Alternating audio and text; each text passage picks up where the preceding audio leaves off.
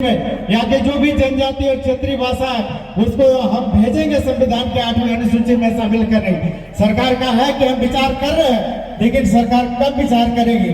निश्चित रूप से अभी जो दो मुद्दे को लेकर पूरे झारखंड राज्य में अभी जो ज्वलंत मुद्दे हैं, जो प्रासंगिक विषय 1932 खतियान के आधार पर ओबीसी आरक्षण को लेकर, ये दो मामले पर अगर हम लोग देखें तो सरकार दो डेग जरूर चली है। एक डेग ये चली है कि 14 सितंबर को कैबिनेट से निर्णय लिया कि हम 1932 खतियान के आधार पर स्थानीय नीति लागू करेंगे, ओबीसी को 7% आरक्षण देंगे, एससी एसटी को 2% बढ़ाने का काम करेंगे। 14 सितंबर के कैबिनेट में एक निर्णय लिया और 11 नवंबर को विशेष सत्र बुलाकर दोनों विधेयक पारित हुआ। लेकिन इन दोनों में हम लोगों को भ्रम की स्थिति में नहीं रहना, हम लोगों को भ्रम नहीं रहना। सरकार की नीति और नियत में खोट है। सरकार कहती है कि संविधान की 9वीं अनुसूची में शामिल होगा तब इसको हम लोग लागू करेंगे। पहले सरकार को झारखंड में लागू करना चाहिए। आप जो निर्णय लिए, आपका राज्य सरकार का विषय, आपका विषय है। आप 1932 खतियान के आधार पर स्थानीय नीति लागू करो। आप जो ओबीसी आरक्षण से 10% बढ़ाने का निर्णय लिए उसको लागू करो, फिर आप भारत के संविधान में 9वीं अनुसूची में शामिल करने के लिए भेजो। लेकिन सरकार ऐसा नहीं कर रही। सरकार दोनों मामलों को ये पेच लगा के इसमें फंसाने का काम की है।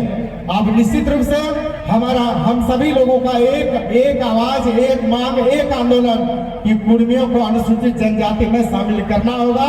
इसको लेके सभी लोगों को एकजुट होना होगा और इसको लेके जब भी जहां भी हम लोगों की आवश्यकता होगी, हम लोग समाज के साथ है, समाज के साथ रहेंगे, समाज के साथ मिलकर समाज के आंदोलन में खड़ा रहने का काम करेंगे।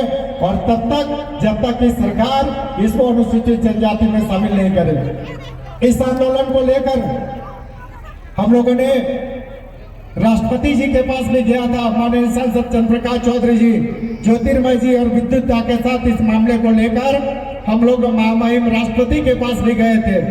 और भाषा के मामले में आप जैसा देख रहे हैं, जो भाषा के मामले में सरकार ने किया, ये सरकार हमारी भाषा संस्कृति को भी नहीं छोड़ रही है।